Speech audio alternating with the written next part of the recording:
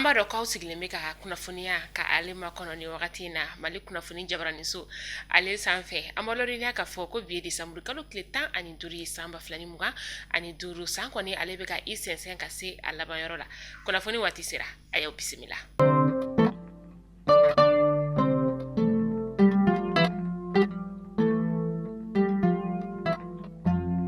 Kunnafoni daminɛla bi an ka jamana marabaw olu kɔni y'a laɲini ka sɛfɛwari miliyari 300 ni 12 ka o de kɔni sara ka bɔ u ka juru la an ka jamana ale kɔnɔna la yan nɔ juru min ni a bɛna sara sɔrɔ bosonbaw olu kɔni ye kunnafoniya ale dira sɔrɔ minisiri fɛ an ka cɛmancɛ fanga jamana ɲɛmaa ni o ye journal d'armée Asimi Goita ye baara in bɛɛ kɛra ale ka yamaruya o de kɔnɔna la a yɛrɛla ka fɔ ko ninnu juru ninnu yɛrɛ kɔni olu ye san 2023 kana se san 2024 juru de ye.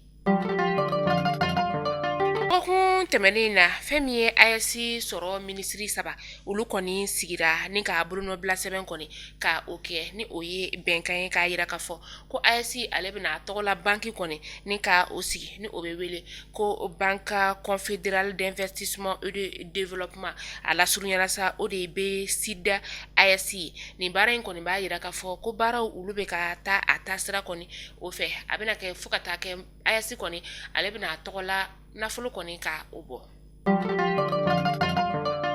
Gendarmerie jalaba tigi dɔ an ka cɛmancɛ fanga jamana ɲɛma ni o ye journal d'armée Asimi Goita ye a y'ale kɔni gɛn ni ka bɔ fini na min n'a y'a Bruno bila sɛbɛn yɛrɛ kɔni kɛ dɔgɔkun laban in yɛrɛ la o tɛ maa wɛrɛ ye o de ye colonel Alpha Yaya Sangare ye colonel Alpha Yaya Sangare min yɛrɛ kɔni ni ale tun ye gendarmerie direction générale kɔni o ɲɛma ye an b'aw ladɔnniya ka fɔ a gɛnnen ka bɔ fini na a ma kɛ gansan ka sababuya kɛ ko a ye livre dɔ kɔni ni ka o de bɔ livre min yɛrɛ kɔni ni a bɛ jalaki ta ka ɲɛsin an ka finitigilakaw ka jamana lakana cogoyaw ma. Minisiriso min bɛ yen nɔ ni ale ɲɛsinnen bɛ communication koɲɛw olu kɔni ma a ye sɛbɛnfura bɔ k'a yira ka fɔ fɛn min ye kabi novembre kalo tile 10 tɛmɛnen san 2025 n'u kɔni tun kelen don ka weleweleda ni ka o ɲɛsin cɛbɔ sira fɛ maa minnu bɛ fɛ kɔni ka o kanbɔ AES ale télévision so kɔni sigili sira kɔni o fɛ ni waati in na u ye maa fila kɔni ni ka olu sugandi maa fila minnu kɔni bɛna jabaraso in kɔni ni ka ale baaraw ka o lakɔlɔsi a fɔlɔ o ye Salifu Sanogo ye Salifu Sanogo yɛrɛ kɔni ye kunnafonidilaba ye an ka jamana o kɔnɔna la Salifu Sanogo ka danga o ye fɛn min ye monsieur Seku Tangara ye ale fana ye kunnafonidilaba ye an ka jamana o kɔnɔna la an ka minisiri a ye foli kɛ ni ka ɲɛsin ni maa fila ninnu ma k'a yira ka fɔ ko fɛn min ye AES jamana télévision so kɔni ye ale bɛna sigi jamana kɔnɔdenw olu de kama. Ka se ka bɛn ani kelenya ni lakana ni ka o sabati an ka jamana kɔnɔ la o ye maliyɛnden bɛɛ lajɛlen hakilina ye an bɛ taa kidalikaw olu fɛ yen nɔ ni wagati in na kɛlɛkɛcɛ minnu bɛ yen nɔ ni o ye FLA ye FLA maa 14 kɛlɛkɛcɛw la olu kɔni nana ka na u ka kɛlɛkɛminɛnw ni ka olu bila décembre kalo in yɛrɛ kɔni o kɔnɔna la kɛlɛkɛminɛn minnu bilali kɔni ni a kɛra fɛn min ye Kidal marabolo ɲɛmaa kɔni ale ɲɛna ni o ye Elhaja Gamu ye ani ka taa se a zone commandant kɔni o ma ale ni colonel major Dauda Sagara ni ale ye opération dugukolo ko o ɲɛmaa ye k'a yira la ka fɔ ko ni kɛlɛkɛcɛ ninnu kɔni nana u ka kɛlɛkɛminɛnw ni ka olu bila k'a ye ka fɔ ko u bɛna fara Mali kɛlɛkɛcɛw kɔni ka ni ka kɛlɛ kɔni ka o kɛ u ni kɛlɛkɛminɛn minnu kɔni nana o dɔ de ye pick-up ye ni o ye bolimafɛn sen 4 ye ani PM 4 ni o ye marifa ye ka taga se lansorokɛti 1 ma o ni a kɛlɛkɛminɛn tɔ u n'olu kɔni nana. Bunahadamaden ni i filila i jujɔ ma i labanko o bɛ i kamana gan o de siratigɛ la fashion na besoin ale ta ko filanan baaraw kɔni olu kuncɛra sibiri don Mémorial Modibo Keita ale kɔnɔna la fashion yɛrɛ kɔni hakilina taba ale ye Nuhumu Kɔnɛ min n'ale hakilina tɛ fosi ye ka se ka an ka Mali finiw ni ka olu don dala k'a yira ka fɔ a bɛ se ka kɛ fɛn bɛɛ lajɛlen n'an ko k'an b'a kala ka kɛ min ye n'a bɛ fɛ k'a kala ka kɛ nazara fini ye a bɛ se ka kɛ ni o ye défilé de mode olu kɛra fo ka taa se prestation artistique olu ma an ka dɔnkilidalaba caman olu tun bɛ kɛnɛ kɔnɔna la ka taga se an ka bɔlɔlɔsira n'a sira fɛ n'a bɛ f'olu ma ko influenceuse ani influenceur olu fana caman tun bɛ kɛnɛ ale kɔnɔna la u nana ka na n'u ka welew ni ka olu jaabi kɛnɛ in kɔni ale kɛra kɛnɛ sɛwalenba ye an ye fɛn min sɔrɔ ni ka yira aw la Mali kunnafoni jabarani ale tɔgɔ la aw ni an ka jɛ ni ka olu lajɛ ɲɔgɔn fɛ. déjà nous fashion buzz événement de mode min labɛn an ka maison de couture fɛ wagati ani wagati ala ɲini tɛ dɔwɛrɛ an ka jamana fini minnu n'an b'olu kalan ka se ka olu yira jama la k'a fɔ a bɛ se ka kɛ fini ninnu bɛ se ka don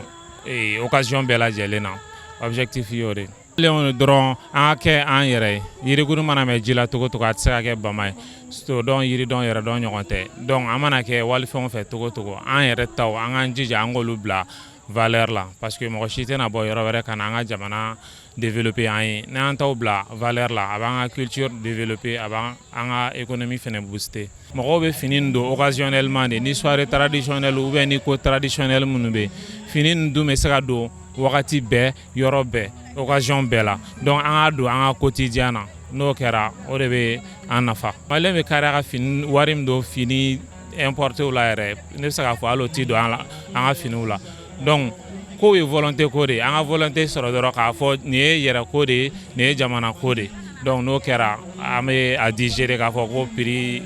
c'est très abordable. Voilà donc an bɛ dugawu de kɛ c'est une belle initiative.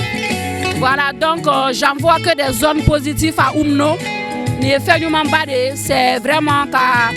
les mains du Mali, y habillés avec les tissus du Mali de l'Afrique. C'est une fierté pour nous. Et c'est vraiment original. Ni défilé nous va continuer pour que nous fana bɛ na an kɔfɛ olu k'a dɔn ni fini kun bɛ Mali la ni fini bɛ Mali la a initiative ka ɲi kojugu. Banu ka ko ye malien bɛɛ ka ko de parce que a bɛ ka fɛn min kɛ a bɛ ka kɛ Mali de kɔnɔ yan bon et puis fɛn min don fana Mali artiste ni min sera Banu ma k'a ma jigiya dɔ fa i ye donc o la ni Banu ka ko dɔ wulila dɔrɔn ni artiste bɛɛ kan k'i jeni yɔrɔ fili a la o de la ne y'a kanu ka na n sen jɔ kɛnɛ in kan. Bon ni événement in n ka n yɛrɛ sɔrɔ a kɔnɔ bi a diyara n ye kojugu parce que a kun fɔlɔ ma fɔ ne kɔ.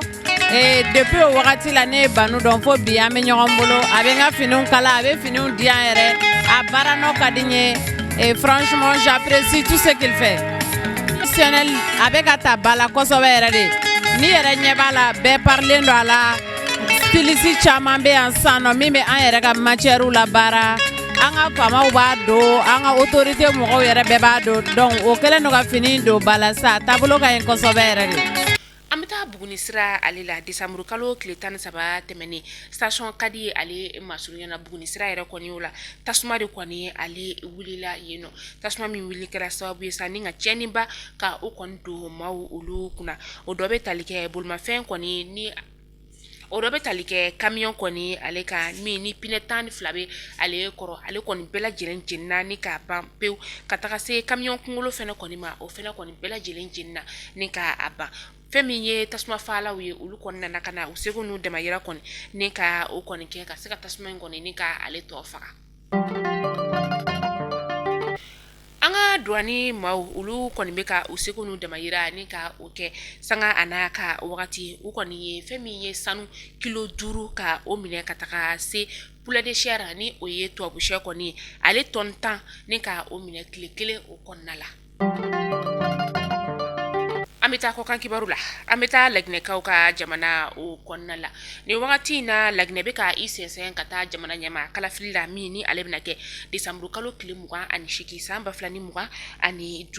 a cɛbɔ yɛrɛ o dɔ ye Mamadi Dunbiya ye ni ale ye cɛmancɛ fanga jamana o marabaa ye ale kɔni ye a ka campagne ni ka o daminɛ sibiri don décembre kalo tile 13 a ye a daminɛ kankankaw olu fɛ yen nɔ kankan ale bɛ u ka jamana kɔrɔyan fanfɛla o la min yɛrɛ kɔni ye ale bɔdugu ye a kɔnɔna la sa fɛn min ye lakɔlidenw ye kɛrɛnkɛrɛnnenya cɛmancɛ kalandenw olu kɔni ma kalan kɔni ni ka o kɛ bɛɛ lajɛlen kɔni bɔra ni ka taa jamana ɲɛmaa ka ale kunbɛn ka se k'a ka kɔrɔfɔw ni ka olu lamɛn. CEDEAO maaw u farala ɲɔgɔn kan kunu kari décembre kalo tile 14 san 2025 min n'u ka baaraw yɛrɛ tara kuncɛ fo wulafɛ sumalenin kɔni o la u y'a yira k'a fɔ ko fɛn min ye fangadafiri min ni ale kɔni ma sira sɔrɔ bɛnɛnkaw olu fɛ yen nɔ a fangadafiri u ye a kɔ ka tila tugun k'a yira k'a fɔ nin waati na Guinée-Bissaukaw olu fɛ yen nɔ fɛn min ye finitigilakaw ye olu de kɔni bɛ ka jamana kɔni o mara u ye gouvernement min ni ka o sigi k'u kɔni tɛ jɛn ni a gouvernement ye wa u ye fɛn o fɛn ni ka o fɔ transition kɔni sira fɛ ko o tɛ olu fɛ la ko ye.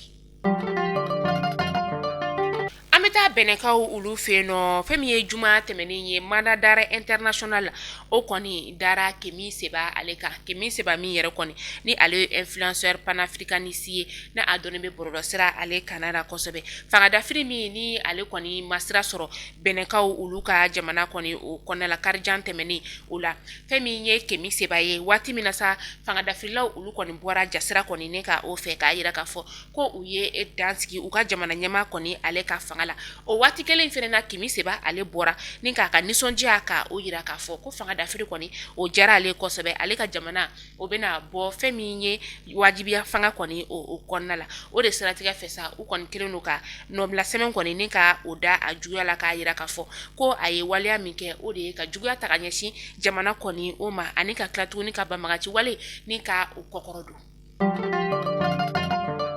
Umaru Ambalo Sisoko ale masurunyama dɔ o minɛna kunu kari waati min na sa a sera Lisbonne na u y'a minɛ waati min na sa u y'a sɔrɔ fɛn min ye euro wari miliyɔn 5 o de kɔni tun bɛ a bolo a jɛ fɛn min ye Umaru Ambalo Sisoko furumuso yɛrɛ kɔni fɛnɛ tun bɛ pankuru ale kɔnɔna la nka polisiw kɔni ma o minɛ u ye a masurunyama ni ka o de kɔni minɛ ka taa n'a ye